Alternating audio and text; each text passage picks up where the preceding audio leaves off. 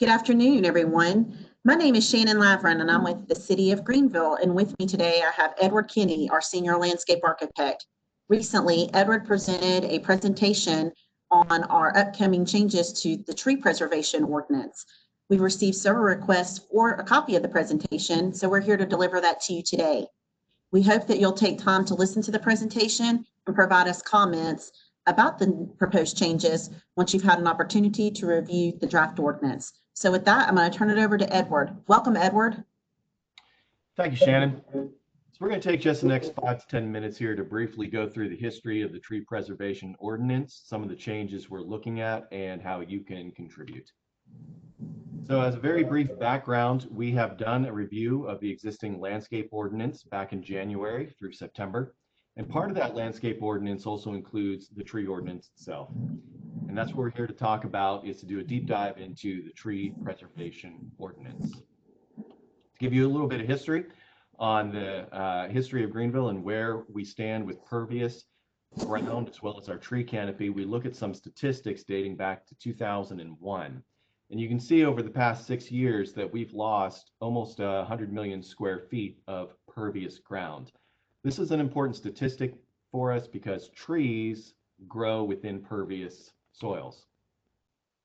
So if we look at the existing tree canopy over the last 10 years, and this is data taken from the U.S. Forest Service, you can see that we've lost about 33 million square feet in the last 10 years between 2001 and 2011.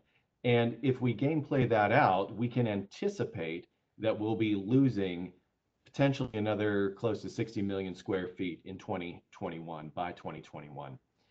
Now, the caveat to this is that we don't have exact data for 2021, but if we extrapolate the data from the past 18 years, we can make a pretty solid guess.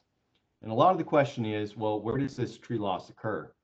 And we often think that this tree loss occurs because of large-scale developments, which is true, it does, as we see in some of their more recent developments like Verde or CUI car. But we're also seeing a loss of our tree canopy in some of our more established neighborhoods. You can see from the satellite imagery from 2003 to 2019 that a checkerboard pattern of tree canopy is beginning to develop. Even in some of our more established neighborhoods like the North Main community, you can see that we are losing trees because of infill or pest damage, storm damage, or just general decline. So we have a couple of contributing factors that show our loss, that contribute to our loss of the canopy. There's development, obviously, as we stated earlier, and then there is that natural declination of our canopy due to age. And then we do have one thing that's in our favor, and that is that our current ordinance does require that we do plant some trees during any new development, even if that development is occurring in areas where there are not currently any trees. But let's take a minute to ask ourselves, what is the benefit and what is the value of a tree? Yes, we all understand that they provide habitat and that they are aesthetically appreciated, but are there some real metrics that we can apply to a tree? And it turns out that there are.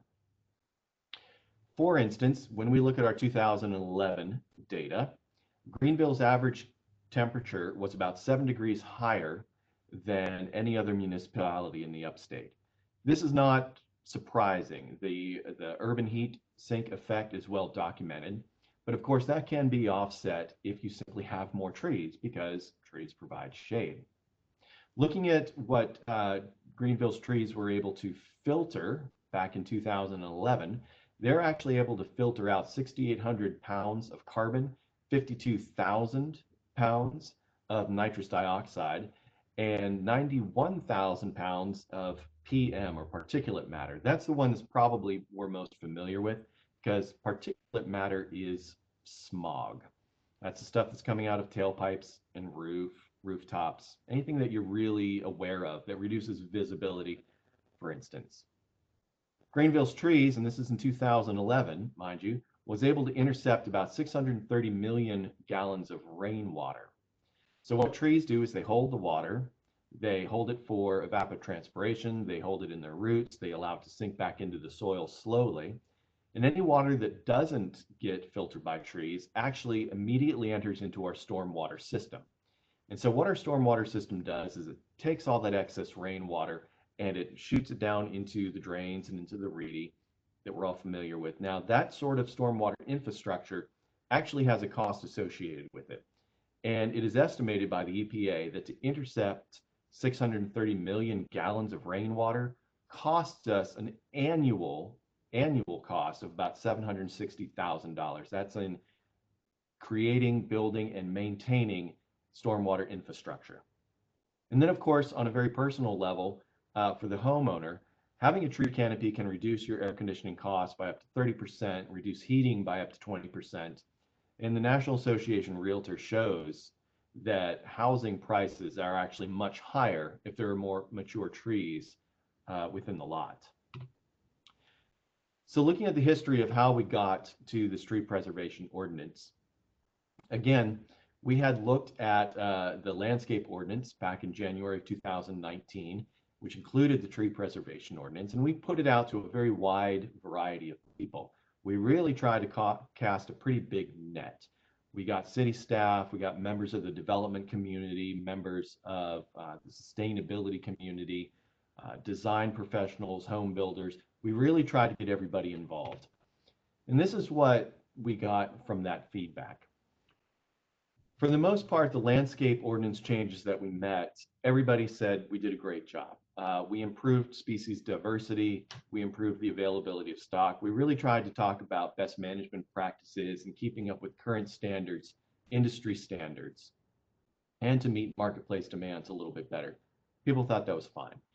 Where we sort of missed the mark a little bit was in the actual tree preservation guidelines. Some people thought that our protections went too far. Other reviewers thought that it didn't go far enough. So we decided to take a deeper dive. And by taking a deeper dive, what we did is we looked at the tree preservation guidelines of about 9 other municipalities in our region. We looked at these, we chose these municipalities because they were jurisdictionally similar to us, that is, they're within the state of South Carolina, or they're geographically similar to us, or they're of the same general size. And so looking at these 9 different municipalities, we came to realize that all of their ordinances really had 8 common factors. And these are the 8 factors that are listed on the left side of the screen. Those factors were the trees required per acre. That is, during development, how many new trees are required to be put in. What is the definition of a significant tree? So significant trees are those trees, that are those big monumental sort of oak trees that we all think of. When you define those significant trees, what is the location? Do trees that are within private property count? Do trees that are only within public right-of-ways count? How does that differ from municipality to municipality? What are the protections that are afforded to those significant trees? If you have to cut down one of those significant trees, then what is the mitigation? Is there a monetary mitigation? Is there no mitigation? Is there a planting requirement for the loss of those trees? We all looked at what is the ongoing maintenance for installed landscapes? What is the municipal enforcement for those installed landscapes? And then finally, what is the internal structure of the municipality itself that reviews the ordinance? Is it one person, or is it a very large body of people? And so when we looked at all these ordinances, we found that some were stronger than the city of Greenville's and others were not as strong. They were weaker than the city of Greenville's. And as you can see from this matrix, there is one city that stood out above the rest as being much stronger than the city, and that is the city of Atlanta. And so we asked ourselves, why is the city of Atlanta's ordinance so much stronger than ours? Let's dive into the details. But before you even dive into the details, you really can look at the very first sentence of their ordinance. And it's a mandate. And this is what their mandate reads. It says, "It is the policy of the city that there shall be no net loss of trees within the boundaries of the city." And so Atlanta really starts out with this mandate. And once they've adopted that, everything else is just details. So let's dive into those details a little bit. Again, when we look at the 8 criteria that the ordinance sets out, we start with the trees that are required per acre. So with the city of Greenville, we require about 1 in 3,000 square feet, one new tree for every 3,000 square feet of development. For Atlanta, they actually require complete replacement. So if you take down a tree, you must replace it with a tree of equal size. The definition of a significant tree for them begins at 6 inches. Anything larger than 6 inches falls into this category of trees that must be saved. For us, it's at 20. The location of the significant tree, for them, it's anywhere within the city boundaries. For us, it's only those trees that fall within the buffers or setbacks. And that excludes single-family lots of record. For the Atlanta ordinance, the protections that are afforded to a significant tree are actually very similar to the ones that we afford here in the city of Greenville.